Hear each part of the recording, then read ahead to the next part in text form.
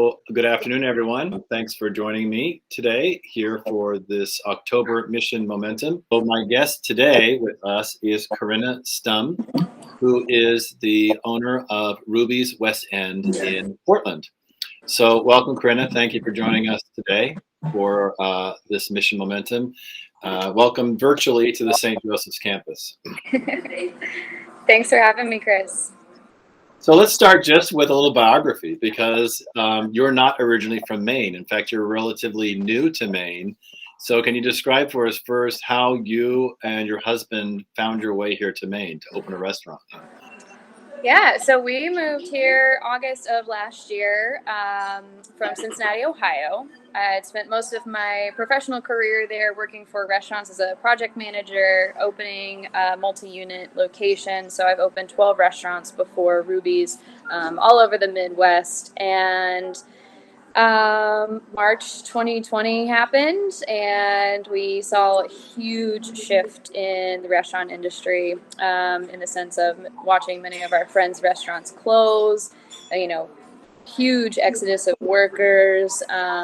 We saw sexual harassment cases rise significantly, and we said, we think we need to do something about this. So in the effort to open a restaurant, we found that Cincinnati was not the location that we needed to be. We needed to find somewhere that was really supportive of independent restaurant owners. And the more research we did about Portland, Maine, which I'd never been before and haven't really quite heard of, and we found that it has the second most independent restaurants per capita to San Francisco.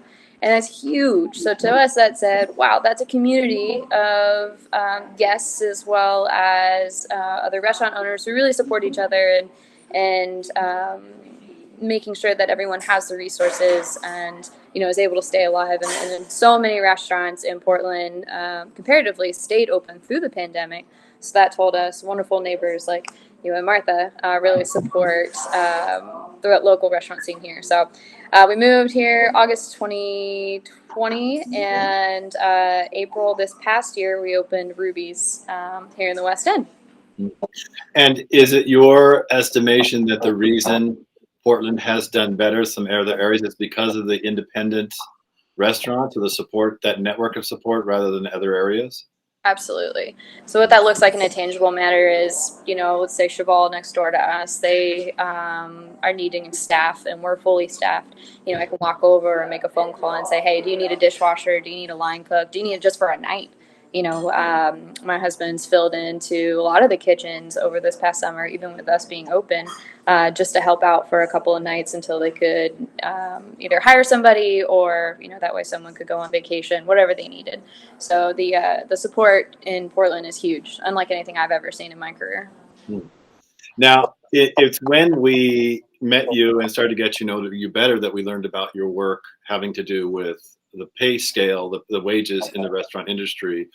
So I'll just start by saying I had no idea, right? Until I met you, I had no idea of there being a sub-minimum wage for restaurant workers that's different than the minimum wage for workers. So the minimum wage federally, I think, is still at $7.25. What is the federal minimum wage for restaurant workers? So the federal sub-minimum wage for tipped employees is $2.13 an hour. So in my entire serving career, bartending career, I was making $2.13 an hour and relying on guest tips to meet that minimum wage requirement. By law, employers, if for some reason the employee does not meet that minimum wage with tips, the employer is supposed to supplement that. The problem is that there is no following up on that on the federal side or even the state side. So what we found in our careers is that many times servers, bartenders like myself, we wouldn't hit that minimum wage even with our tips, and we still wouldn't get anything from the employers because no one was following up on the labor status, employment status of the industry. So in the state of Maine, the sub-minimum wage is $6.08, so that's progress. And the minimum wage is $12.15. So we opened Ruby's paying every single one of our team members $12.15 with tips on top. That's everyone from your dishwasher to your line cook and the servers out front. And that translates, even on a slow week, a slow day, that means everyone's walking home about $22 an hour. So for the first time in most of their lives, making a livable wage. And you, it's clear when you're at Ruby's, when you go to pay your check, it says 20% has been added to the check automatically, right? Is that part of how you've tried to address or create a living wage for your workers? Absolutely. So our compensation model, a lot of restaurants are doing it different ways, either increasing menu prices and having that kind of take care of them as subminimums. What we're doing is a 20% service charge on all guest checks. And that 20% is distributed between the front of house, the service team, and the back of the house, the kitchen team, by hours worked. And then there is room for the guest to leave an additional tip that goes straight to the server. Because in our research, you as a patron make a relationship with Ethan or Olivia or one of our servers, and if the experience met your expectations, the 20% makes sense to go out through the house. But if your server went above and beyond for you, we wanted to be able to have that opportunity to take care of them in addition to that. And we have an overwhelming positive response. I would say 80 to 90% of all of our in-dining guests always tip additional to the 20%. And what's been the reaction to the adding the 20%? Has it been positive?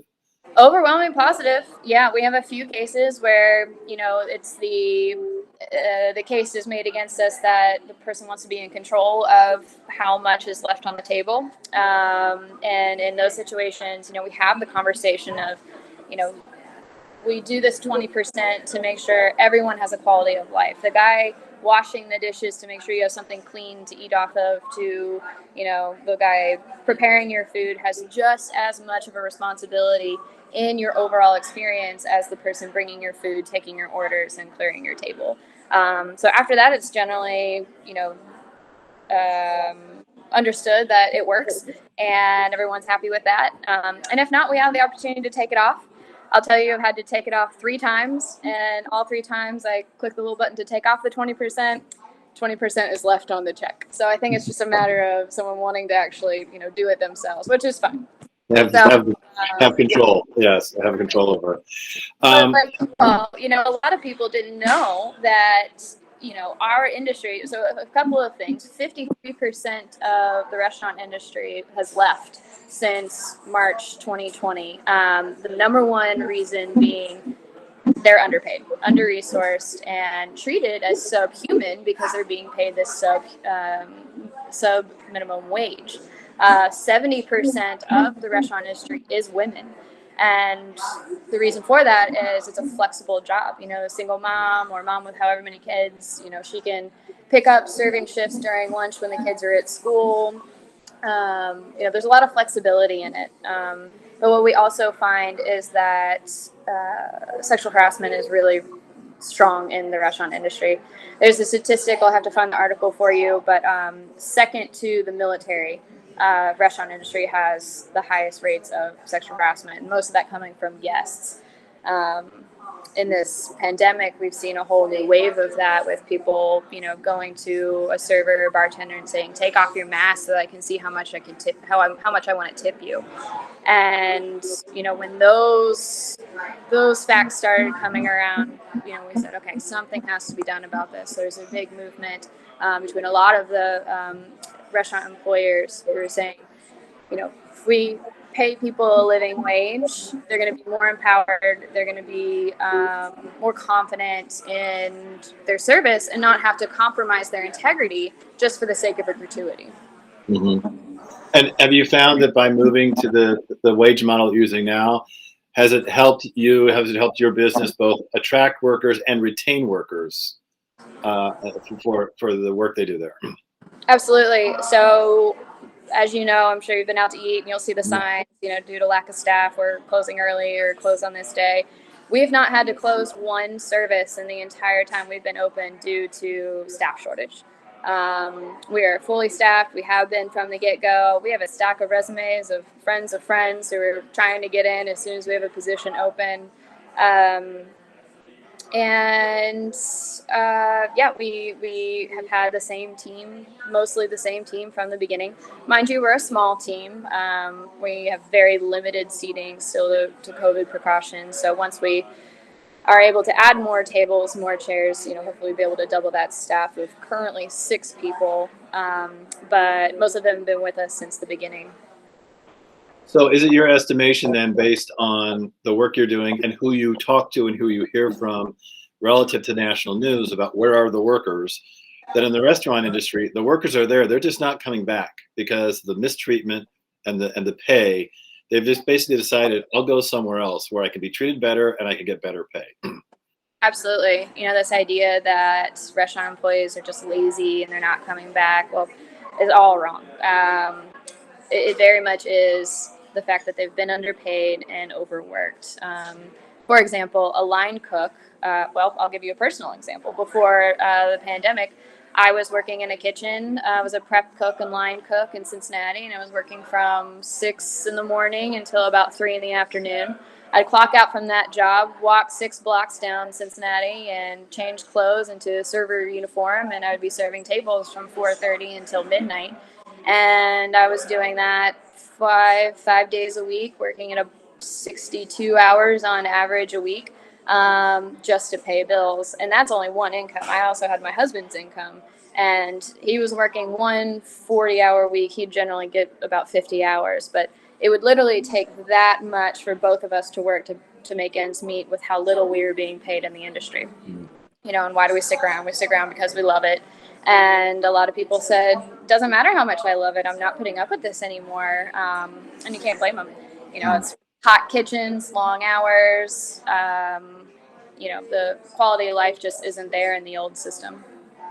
So this is something you've applied not just to your own restaurant, you're actually taking this to a larger audience, right? You've both hosted there at the restaurant some meetings or conversations about this issue, and you just recently returned from Washington, D.C., where you were meeting with lawmakers as well about this issue. Can you tell us a little bit about that? Absolutely. So we are actively participating in a program called One Fair Wage. And basically this is a movement to help educate legislators on what's really happening in the restaurant industry, and to have Raise the Wage Act passed to eliminate the subminimum wage, bring everyone to $15 an hour over the course of 10 years, and ensure that all tips that are brought in by servers or bartenders go to the staff of the restaurant. Because what's happening right now in a lot of models is that the employers technically own tips that come through in a service charge setting, and it's on them to make sure that it's distributed to the team. The current law states that they don't have to distribute all of those tips. Employers can retain or keep part of that service charge income to pay for whatever they want. So we're trying to get the law passed that, 1, everybody has to make a living wage. 2, employers do not get to keep any of the tipped gratuities that are brought in by the service team. And 3, to bring the minimum wage to a livable wage in most states. So we work with Raise the High Roads restaurants as a collaborative of restaurants throughout the country, in support of that One Fair Wage movement. And yeah, we had a great time. We got a lot of movement. Spoke with Senator King's office, spoke with Senator Collins' office. I have some follow-ups with them here in the next couple of weeks. Hopefully one-on-ones to have them personally hear our story on the restaurant side, and make a plan for the state of Maine, and hopefully on a national level here soon. And have you been in conversation at all with your fellow restaurateurs in the area about this? Yeah, absolutely. So there's a large group of us here in Portland that have already made that transition. Hunt Alpine Club, for example, Dobra Tea, Cheval next door, are already made that transition to minimum wage with tips on top. And then we're working with new restaurants coming into that model. So Ruby's offers a training program to help restaurants transition away from sub-minimum wage with tips to minimum wage with tips on top. So I'm currently working with 3 existing restaurants and 1 new restaurant. to establish that for them, because they know that's the only way that they're going to get staff. I mean, this summer was hard. I mean, everyone came back in terms of tourists, and we saw our restaurants fill up like we wanted them to, and we needed them to. We just didn't, most of the industry didn't have the staff to really, cover the level of business that they had. And I think this season really showed my peers in the industry that in order to get staff, we have to pay them. So. Is there anything from your perspective as a restaurant owner that we, the consumer, could be doing in terms of helping support this movement? Absolutely. I think dining in restaurants that already have a minimum wage or fair wage compensation model is huge. And I can send you a link that has a list of restaurants in Portland and in Maine of those restaurants that have already committed to, taking care of their team in one way or another. So, and that might look like, adding benefits if they can't go to the full minimum wage and compensation, they get health insurance or paid time off. So there's other ways to be able to take care of your team, but supporting those restaurants for sure. Having conversations with people, the more people that understand where the industry is on a federal level, saying that minimum wage is $2.13, just knowing that your server might be making only $2.13 an hour. I think just educating your friends and family about the reality of what that is.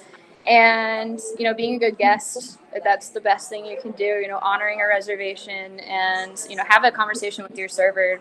Don't be afraid to say, are you in a sub-minimum wage structure? Are you getting paid minimum wage with tips on top? And, having those conversations with the people who are taking care of you. And yeah, I think, just awareness and asking questions and, vote for the people who are committed to making this change, because our industry and our people need it. Mm-hmm. Good. Thanks. So I'll open up here to questions anyone joining us might have. Does anyone have a question they'd like to ask Corrinna? I have a question. Yes. Hi, I'm Leslie. I worked in the industry for a long time in Portland, and I think that people are misled that if they get minimum wage as a server or bartender, they're going to lose their tips. That's what I got for feedback from people. How is that? I just haven't read anything differently, to be honest. I'm wondering how you're putting that out there, because I even didn't know at the time. Sure. So it depends on the model that the employer chooses to go with. That's why we chose a service charge model, so that there is still a definitive income coming from what the employer is responsible for at an hourly rate, and what is coming in from the service charge by percentage of sales across the team. So a gratuity, for lack of better terms, lack of legal terms, still coming in. So if the employer goes the route of saying, okay, we're just going to raise our menu prices, instead of $12 for a burger, we're going to charge $32 for a burger, and that helps us lift that pay rate for our team, then that's their choice, and there is no gratuity structure in that. And it works for some. I've met with a couple of restaurants out in California, and they have that model, and it's really successful, both with team buy-in and community support. So I think for Portland, because we're so used to the gratuity structure, I can't really see it working in any other way of doing, anything other than the service charge, which is why we chose that route. But I think it is a misconception that, you're not making tips. You are. They're just being more evenly distributed, and they're more focused to make sure that, one, you're going to get a tip. Because a lot of times, especially being in a tourist area, you get guys that come in, folks that'll come in and they don't leave anything. Like, I don't know the people. I don't ever have to go back to this restaurant. I'm not going to leave any gratuity. So that also kind of creates a safe environment for the server bartenders, knowing they are going to get something by the service charge model. So did that answer your question? Yes, I think I came in a little late. Do you take the service charge and spread it throughout your staff and not just the Yes, servers and bartenders? correct. So our service charge is evenly distributed between our front of house and our back of house team by hour, by day. And so I was telling the group that turns out to be no less than $22 an hour, even on a slow day. Yeah, so. Thank you. Thank you. Russ.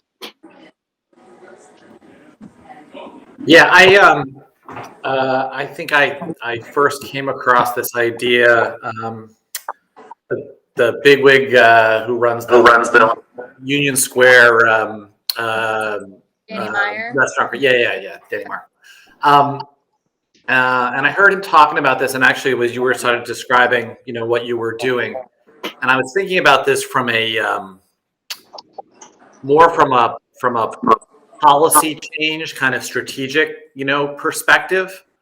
And I remember one of the things was that I'm pretty sure the way that he did it for the restaurant group was that they just incorporated into the prices at the restaurant, and they didn't call like particular attention to that. And then they, did, I kind of guess, some more general education, and did some publicity around it, right? Obviously, to kind of, get people to understand what they were doing. But I didn't know whether how it was that you kind of framed it for people, and how and what you thought about the different strategies of calling special attention to it, like on the menu, or just incorporating it into the prices, or kind of how you kind of work through the the strategy to kind of get people to buy into it and understand that this is actually a really good policy, right, for us to kind of pursue. Absolutely. So I'll first say that if you're Danny Meyer and Union Square Cafe, you can charge whatever you want. Like that model definitely works for him. Yeah, and you can shout about how much you're charging. Oh yeah, absolutely, and they're still gonna go. If you are Corrinna and Matt Stum in Portland, Maine, and it's a service charge model, and we obviously have been very vocal about it, and so I think that when you go to the website to make a reservation or have the menu, it's on the things there.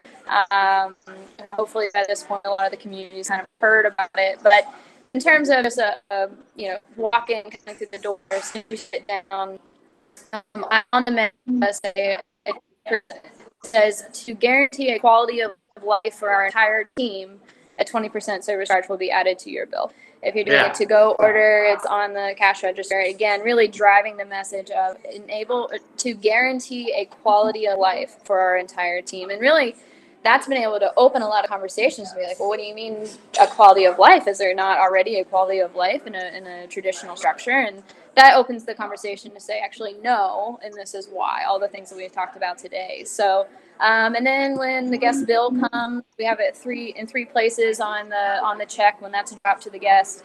And after the card's run, we bring that back to you and we say, a 20% service charge has been included on that. There's a line for additional tip if you'd like. And hearing that from the server who served your table is another way to show that we have the support internally. We're asking for that support externally as well. So let me just ask one other little thing. For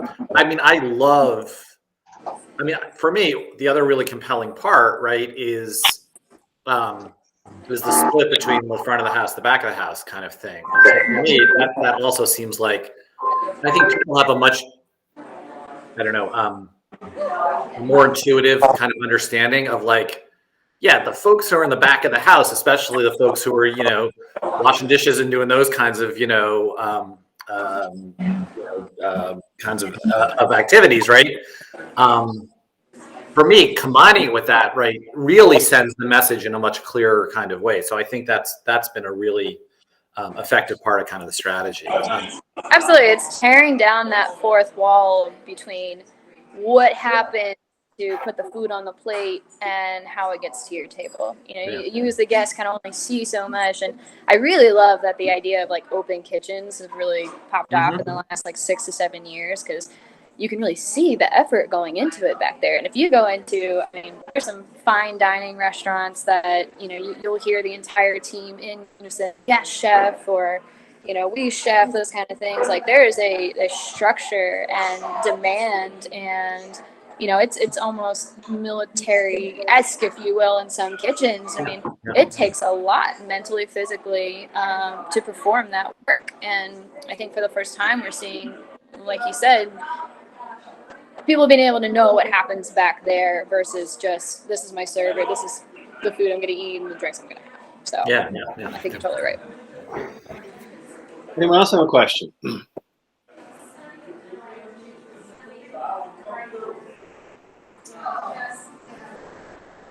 Yeah, I actually have a question for you, Dale, because Dale teaches in this arena of justice, and I'm curious to know, in your conversations with students, are they aware of ways in which, when they graduate and go forward into the world, and then that they can be part of something like this, a business that can be thinking in these ways? We tend to think of issues of justice as people who devote their lives to protesting, or Dorothy Day creating, hospitality houses for the poor. Do they think in these terms, like through the business model, you can also work in a way to try to promote these types of issues? Yeah. So first of all, let me thank you for coming to our college community here. It's great to have you here, and I have to admit I have not been to your establishment. Hope to get there soon. Obviously, just perusing the menu, and I'm very excited for that. But to Chris's point, Chris, I think about this in the context of our Leadership for Sustainable Communities program that we're launching, and the idea that economics and justice play a big role in that particular undergraduate academic program, because this is really what we're talking about, right? The combination of what economic justice looks like. And we do talk to students about that. I'm currently talking about that in the Study and Practice of Justice class this semester. And this is really about two things that I think I spoke about yesterday too, a little bit in our workshop, and that was active versus passive justice. Passive justice suggests to us that we don't owe care to others. Active justice suggests that we do owe care to others, and this is a demonstration of that by way of fairness through economics within the restaurant industry, right? That this is an example of that, and this is what students. This is what we kind of struggle with. Like, what does this look like when I move forward, and how can I implement justice practices within my workspace, within the organization I live in, and how does that link to maintaining sustainable communities? Because you can't have a sustainable community if you don't have sustainable wages. And that's really what we're talking about here. And then, so not only how do we advocate for that in our own organization, and how do we practice justice in our own workplace or organization, but how do we take that out to the community? And that's exactly what's happening by way of advocacy, lobbying, etc. So what we have here is a perfect example of what students are seeing. Right now we're working with Preble Street, but in another way, we're seeing advocacy in action in different ways, but this is another great example of advocacy in action, and trying to maintain sustainable communities through economic justice efforts. Go ahead, Corrinna. Well, I wanted to add to that, Dale, that the sub-minimum wage is actually rooted in a lot of racial equity concerns and all of that. So I mean, we can go as far back as the late 1800s. Most of your servers were men, and they were making minimum wage with tips. The tip structure that was brought over from Europe, and it wasn't quite understood at the time. So you get these men, they're making plenty of money, and the restaurants started saying, well, we're not going to pay you as much. We're not going to pay you as much. So there was a huge strike, walkouts, all of that, and they started hiring women. They're like, oh, well, women aren't going to demand a raise. Women are going to, work and just be grateful for what they get, kind of situation. So this kept evolving and evolving and evolving. And then the minimum wage was initiated, I believe, in 1942 with the clause of the subminimum wage. And the subminimum wage was included because it was basically their way to say Black Americans don't deserve to make a living wage, a minimum wage, and most of them are in tipped fields, being, shoe polishers or shoe shiners and servers, busters, coat checks, doorbell or doormen, those kind of things. So for that reason, because you make tips, we don't pay you. So it's rooted in these racial injustices and rooted in topics that are still prevalent today, where we have an opportunity to say, okay, this has got to end in the bigger scale of things. So rooted all the way back into injustices in wage discrepancy, from the beginning as it ties into racial issues as well. So, Jim. Thanks, Chris. And thank you, Corinna, for joining us today and for sharing your story. Absolutely applaud everything that you're doing. And I wanted just to tie it into, the college's strategic plan calls for us to be engaged in activities the world we live in, right around here, right? And so as folks from the college who are in the session know, we're focusing on aging and what aging means, and aging populations. We're focusing on sustainable agriculture. And the third area of focus is on what we're calling sustainable hospitality. And what that means is exactly what you're doing is exactly part of that, right? How do we imagine a hospitality ecosystem that's good for everyone who's in it, right? And everything that's in it. So both, in Maine, of course, we know why folks come to vacation in Maine, but let's think about how we build a hospitality ecosystem that's good for the place, that's good for the people who work in the place, and good for people who live in the place, right? And I think part of what's good for people who visit the place is to understand, and all of us, frankly, and it goes to what Dale was saying, and exactly to what you were just talking about, to the extent that we can educate people about the history of how we got to where we are, there's a chance of them saying, okay, I understand why, I understand how I can now be involved in active justice, right? To Dale's point, right? So it's the education piece, it's the contextualizing for folks how the world we live in got to be the way it is, which I think is the best chance we have to make it better, right? So as long as it just seems natural, this is just the way it always, I don't know, this is the way it is, right?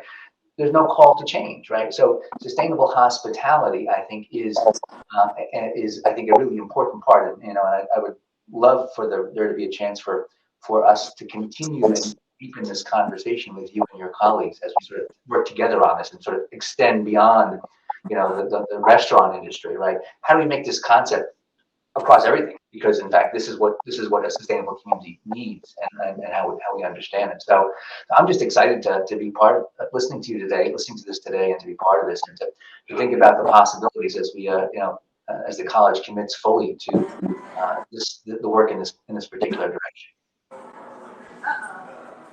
well, I have to say it's incredibly encouraging to have all of your support. I mean, just everyone who's here to listen to the story and hopefully be able to take that past here and, like you said, kind of educate in small ways but act in big ways, and making a change for all of us.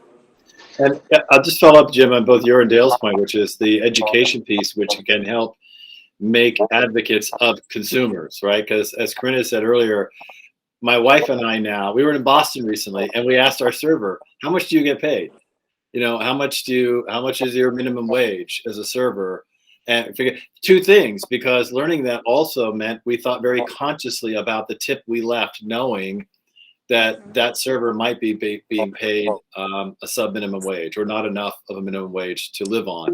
So we wanted to make sure we were helping, right? So yeah, absolutely. Leslie.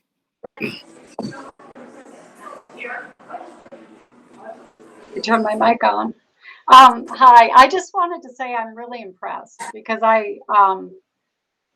the thought of everybody in the industry getting paid fairly brings the whole staff together. We've had a lot of, in my experience in the restaurant I worked in, we had a lot of animosity between the front and the back, and a lot of it just takes the stress away. And I'm so happy that I'm getting to listen to what you're having to say. Thank you. Absolutely. Yeah, that camaraderie is huge. I mean, and you know, the point that I make to a lot of restaurant owners who are a little hesitant or, you know, say there's no way, you know, I can, because we coach about, you know, you have a certain percentage of what you would test or acquire for labor in the industry. It's about 30%. With our model, that gets up to about 40, sometimes 41%. And you have restaurant owners who are like, whoa, 41% in labor. There's no way. I'm already paying this, this, and this, and this. And so our case is, I would rather pay an additional 11% into my labor category and pull that from marketing and advertising or systems and subscriptions, and, you know, readjusting that outlook on how your resources are spent, time, talent, and treasure. In building into people instead of putting money into corporations where somebody's getting 25-30% off of the top, and that doesn't trickle down into their employees.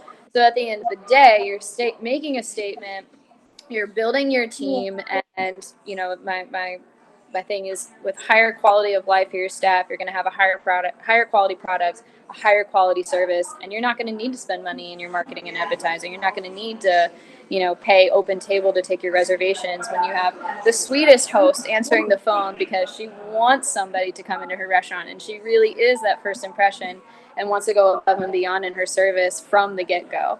So yeah, the camaraderie is incredible, and we have a really beautiful culture here that I'm hoping all restaurants will be able to have. So Yeah, Jim. I just have one interesting, you know, because during the pandemic, we, like many other folks, did a lot of takeout, right?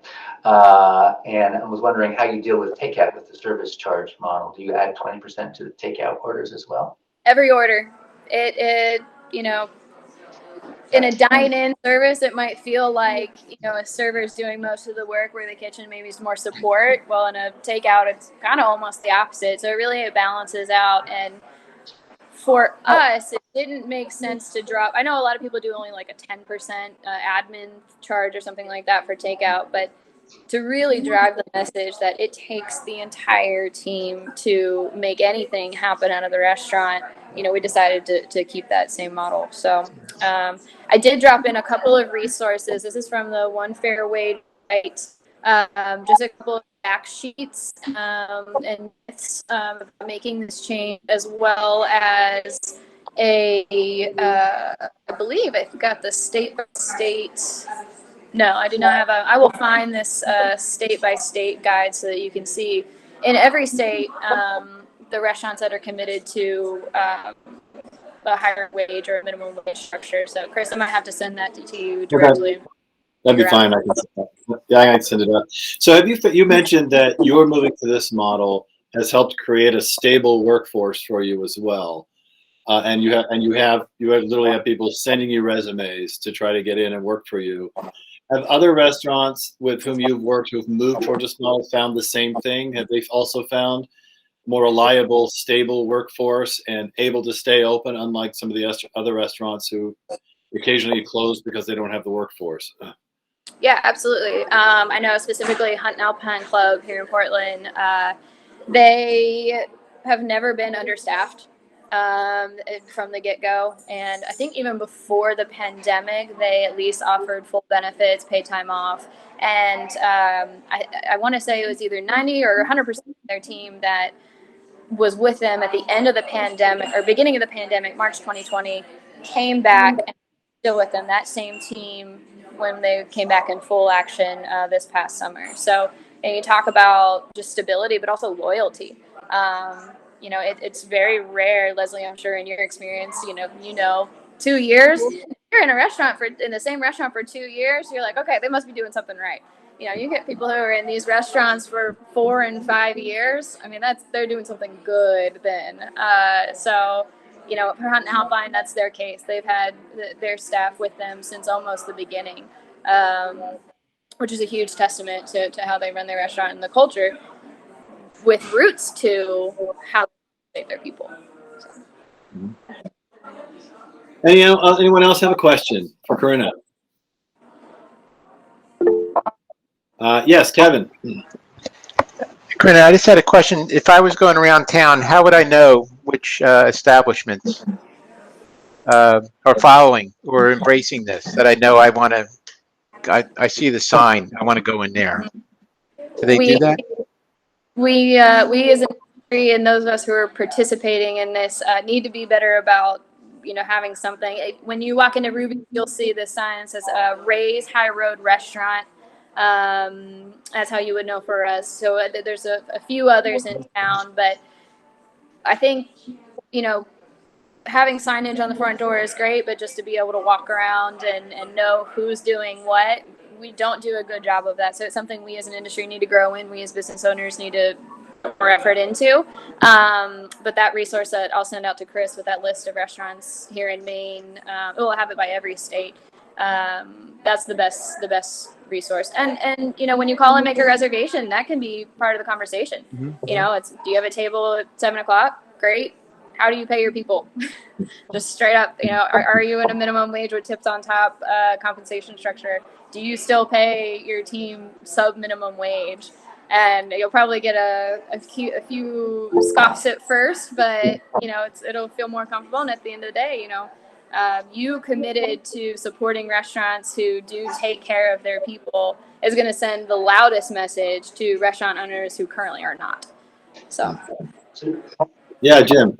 Send us the list, but I'm thinking back to when restaurants wanted to, I think it was with Monterey Bay Aquarium actually, promote sustainable seafood use. Right, there was a little takeaway card, a little three-fold, four-fold card, and it had all the restaurants that had sustainable fishery seafood practices. Right, so why not do the same thing? Right, here's a little card. Restaurants can simply have them sitting there, and you can go into one, you get one, you take it away, you give it to your friends. I mean, it's a great way, kind of a low impact and non-intrusive way to spread the word right there at the place that you've experienced that kind of environment.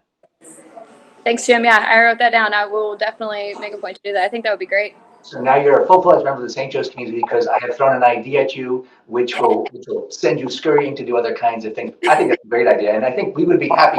I'm committing to college. We'll be happy to work, having some students work on that project to help you build that and make that happen. We'll do that. That's incredible. Absolutely. Absolutely. Yeah. Great. Yes, Jim has lots of ideas.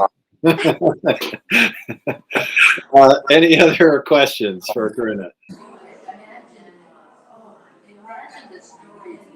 Okay. Well, thank you, Corrinna. Again, Corrinna Stum with Ruby's West End in Portland.